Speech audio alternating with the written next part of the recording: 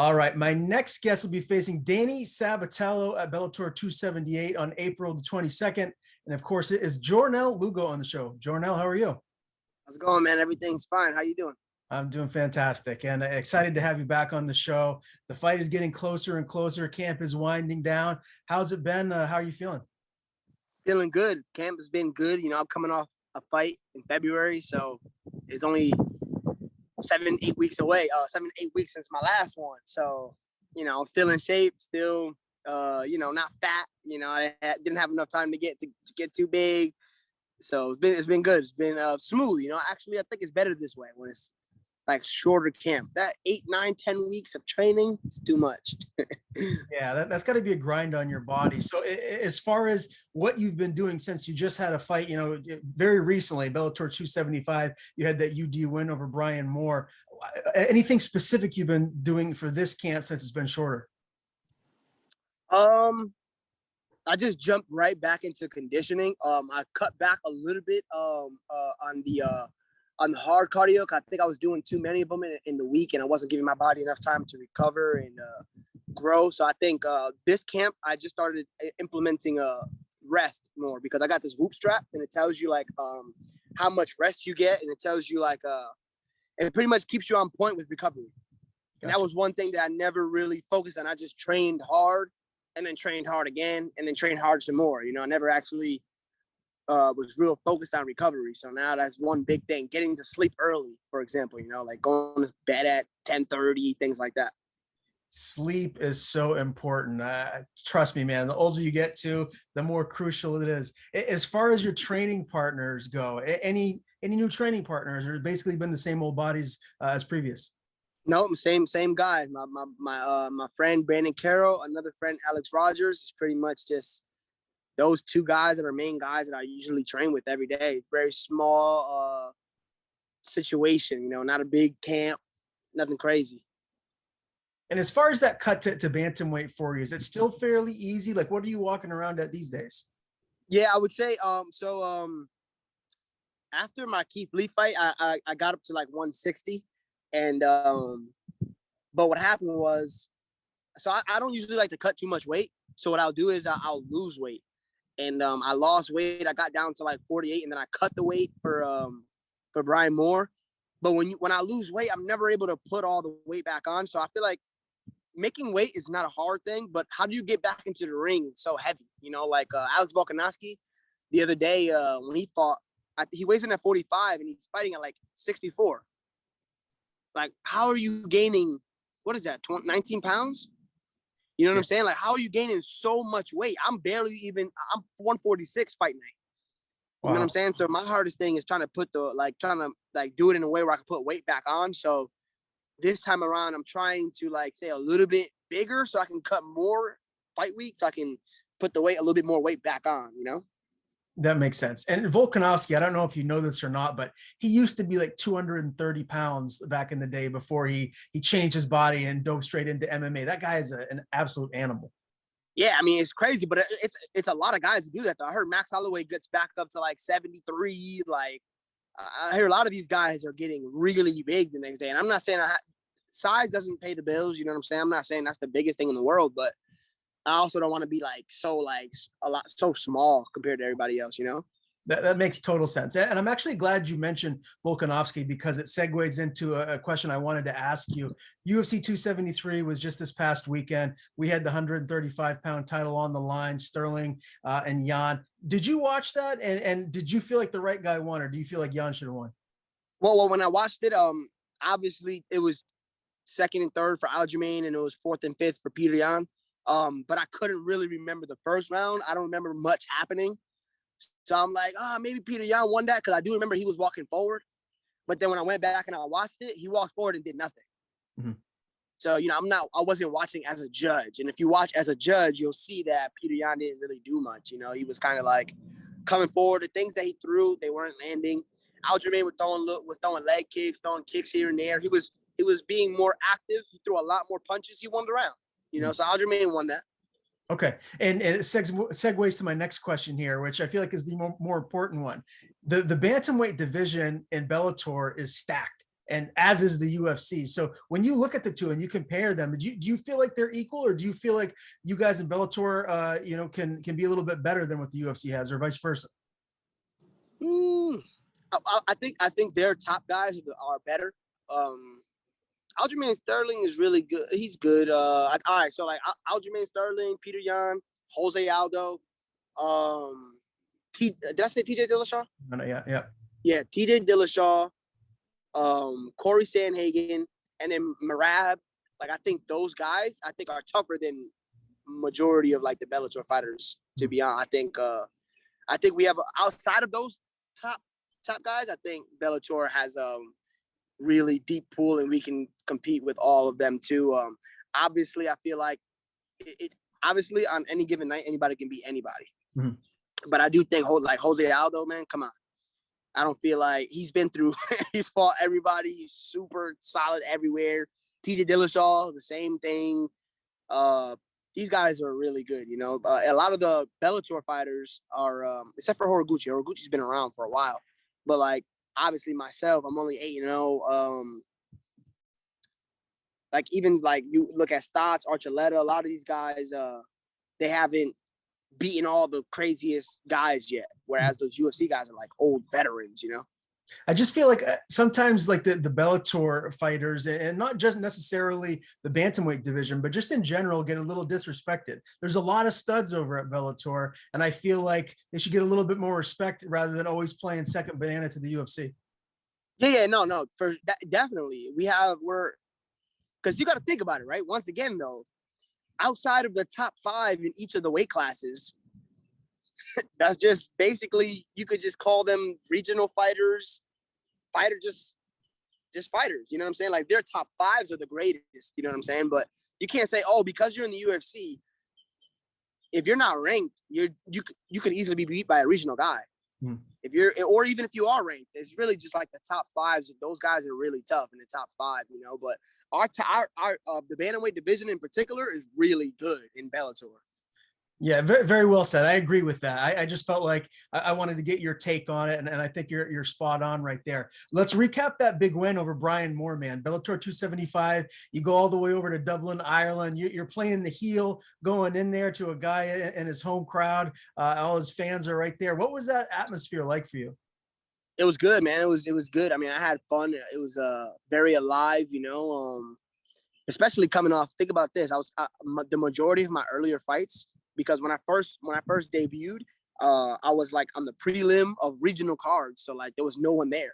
Like the first second fight, no one was there, and then it went into COVID. So I fought like 3-4 fights, no crowds, you know. So going from a silent place to Ireland, it's pretty crazy, you know. So it's good to be back in lively environments where there's a crowd, and it's more of a spectacle, because that's what our sport is. Our sport at the end of the day is a spectacle. Everybody just wants to see you fight. So it's nice to be performing in the proper environment, how it's supposed to be. Do you feel like, being there in his hometown, all the people screaming for him, cheering against you, do you feel like that brought out the best in you, or was it a little hard getting used to that atmosphere? For me, it was irrelevant. It doesn't make a difference, you know. I don't think the locations don't matter, you know, whether it's Hawaii, whether it's Ireland, crowd, no crowd. The fight itself is going to be the fight. I'm tuning everything else out. I'm just focused on what's going to happen in the ring. But yeah, once again, it was just nice feeling, like hearing a crowd in general, like whether they're booing me or booing him, they're here and they're enjoying themselves watching the show. You know what I'm saying? For sure. And I understand that you re-signed a new multi-fight deal with Bellator. So congratulations on that. Can you go into a little bit more of the details as to how many fights you have left in your contract now? I did another 4-fight deal. So, yeah. And then, you know, that's usually try to re-sign after about 3 of them, you know, if we're doing well. So yeah, it was another 4-fight deal. And obviously you have Paradigm Sports repping you, one of the absolute best in the business. How much does that mean to you to know that that's who you have going out looking for, everything for your career, whether it's your fights, sponsorships and all of that? I mean, it's got to be a pretty good feeling. Yeah, and I'm glad because I seen them back when I was like amateur, and they're a big management company, and they're running smoothly. And not only that, but they're growing. They're hiring more employees now, and they're really they're really well connected and things like that. So I'm definitely happy to be with I would say they're the best management, right? What else you have? Yeah, like Sucker Punch. You have the what is it? One Management. What is it? One something. And there's a Iridium Sports. I know they're a big one. Yeah, there's a few big ones. You have Ali out there, but I think Paradigm is probably like the biggest one. So I'm glad that I get to be with Paradigm. Yeah, for sure. Well, things are going great for you now. You're ranked in the Bellator 135-pound division. You got this big fight with Sabatello. Before we dive into the specifics of that matchup, I want to talk about the other Grand Prix matchups. Like, how do you feel like this whole thing shakes out when you look at the way that they're everyone's slated to fight? Barzola versus Hill. The winner faces Magomedov. You got Mix and Horiguchi, Archuleta and Stotts. Like, who do you envision moving on with these matchups? So Barzola is actually fighting Nikita because Hill got injured. Oh, okay. Yeah, and Nikita is good too. But Barzola is a veteran from the UFC. I feel like Barzola's gonna. I'm pretty confident Barzola's gonna win that. I like Barzola. Barzola's a good fighter. I don't know if you've ever seen him fight, but his ground and pound is some of the best ground and pound I've ever seen. Like his ground and pound is dirty. I like Barzola. With the what's it called? Horiguchi versus Patchy Mix. Stylistically, that's a good matchup because it's like you got that striker, that small striker in Horiguchi, but then you got that ultra grappler in Patchy Mix. So that could go any way because Patchy Mix can get a hold of him and finish him. If he gets a hold of me, he can't finish him. Obviously, he's gonna lose that. He's gonna get squashed. But it's a good matchup. And then you have Archuleta versus Rafian Stotts, and that's another great matchup because they're both good fighters.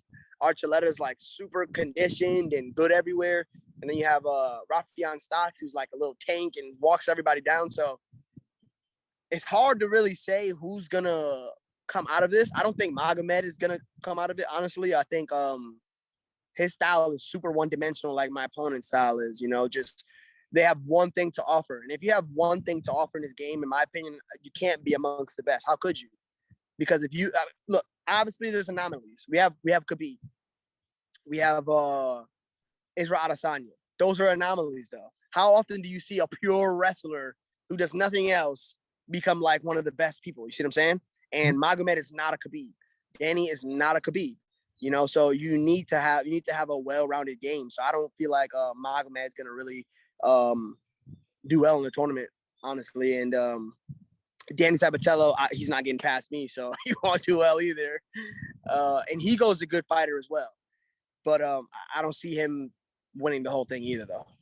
Okay. And obviously Higo, if you get past Sabatello, that's who you match up with next. Well, Bellator 278, again, April 22nd. This is going to be in Honolulu, Hawaii. So this is really a fantastic place to be and fight at. And you got the beautiful ocean and sun there shining down. How excited are you to be going to Hawaii for this matchup? I'm really excited to go there because since I've always liked the idea of going to Hawaii, especially like because I love Florida. So I love this kind of weather, and I hear Hawaii's weather is really nice too. Except they have like volcanoes and mountains and stuff like that, So it should be really good. Like Hawaii is a place that I would live if. Well, let's see. I've never been there yet, but I think I would want to live there, in a place like that. So I'm excited to go there for the first time. And you don't have to worry about snakes in Hawaii. Is that something that you worry about? Like you're outside in your backyard right now. Like, do you ever think like there could be a snake creeping up behind me? No, I never think of that. I trust God. I ain't worried about that. Okay. I got the snake phobia, Why man. did you say that though? Why did you say that? There's no snakes in Hawaii or something? There's no snakes in Hawaii. Yeah, because of the island. No snakes at all. None. That's weird.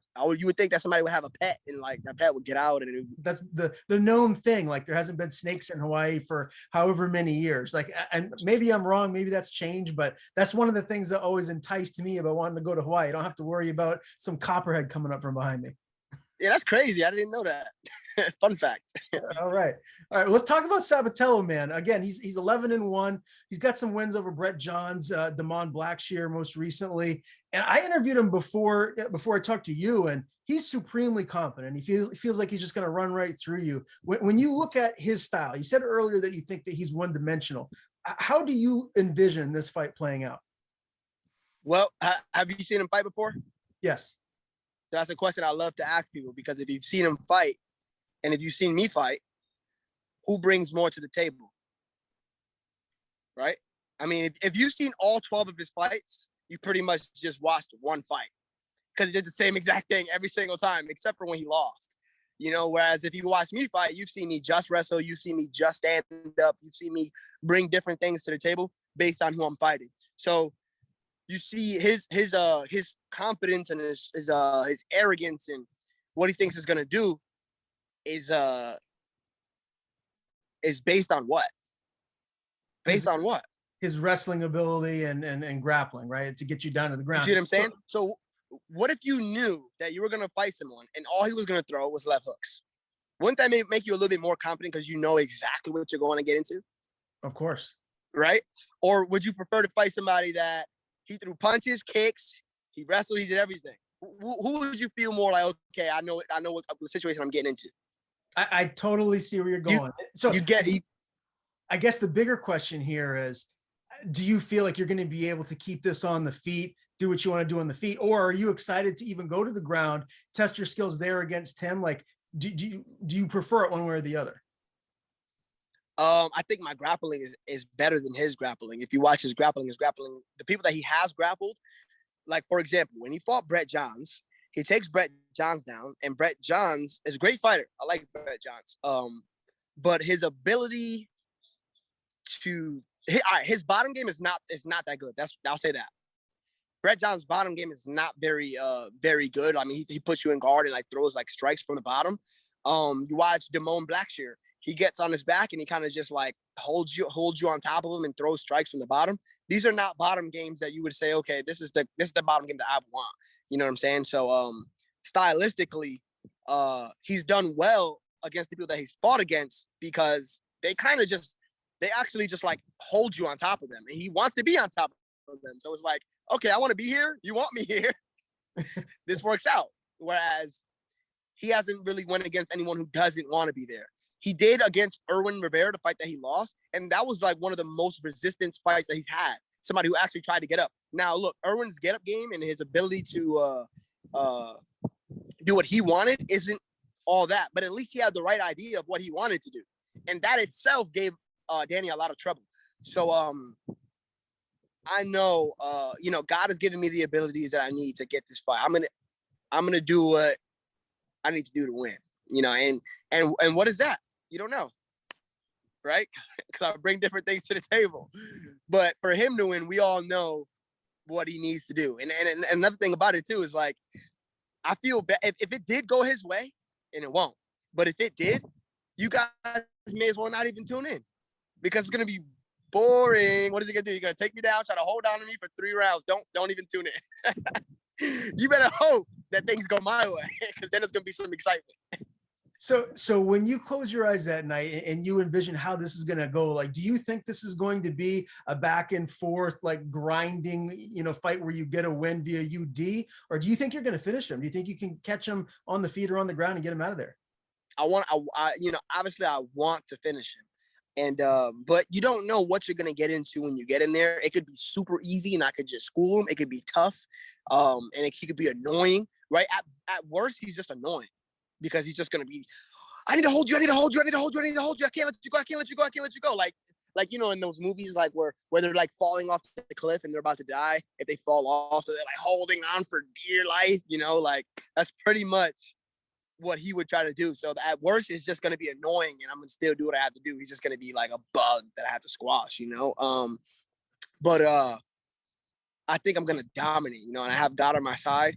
God is with me, and with him is just arrogance and foolishness, man. He's not the kind of guy, for example, that you would want your kids to look up to. You wouldn't want your friends to be like him, that thinks everyone sucks, thinks he's the best at everything. And everyone in the tournament I can't even say the things. What is he? He calls them all a bitch. He calls them all. He cusses. He thinks everyone sucks. This guy's terrible, man. I can't wait to cut his little hype train short. Has he made this fight more personal for you? Not the fight in particular. It's just personal with him. You know, the fight. So the fight is outside of that, right? Because the fight is gonna be what it's gonna be regardless. I'm gonna go in there and fight a certain type of way. I'm gonna be composed and I'm gonna do what I have to do, regardless if the guy's nice to me or if he's a good guy or if he's a bad guy. He's just a bad guy. So like, even after the fight happens, I still don't like him. I still don't like the way he is. And I still don't think that he should prosper in the sport, because we shouldn't have to have our children and people look up to somebody like that. You know, I don't want him to prosper even after me. You know, like I don't, not just him personally, but anybody who's like him. You know, so it's not really, this is more separate from the fight. Okay, man. Wow, I can't wait for this one. I'll tell you what, Jornel, you're a great interview. It's been far too long since we've spoken. We got to do it again soon, my man. Again, Jornel Lugo meets Danny Sabatello, Bellator 278, April the 22nd. If you can't be in Hawaii, make sure you watch it. You can catch it on TV. Bellator is doing big things where people can watch it on Paramount. So, Jornel, great talking to you. Before I let you go, I want to give you the floor, man. Tell people where to follow you on social media. And if you have anyone to thank, the floor is yours. Hey, man, yeah, I just want to leave you with one Bible verse.